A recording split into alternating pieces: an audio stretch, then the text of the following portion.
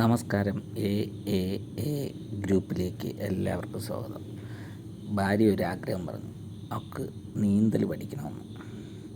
പിന്നെ നമുക്ക് സ്വിമ്മിംഗ് പൂളിൽ ഇറങ്ങണമെങ്കിൽ കുറച്ച് പണിയുണ്ട്. അപ്പോൾ ആദ്യം നമ്മൾ ഫ്രഷ് ആവണം.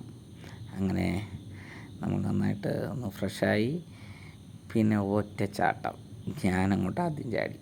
പിന്നെ ഞാൻ ചാടിക്കോടി എന്ന് അവളോട് ഉറച്ച് പറഞ്ഞു. അപ്പോഴേക്കും അടുത്ത അവളൊരൊറ്റ ചാട്ടം.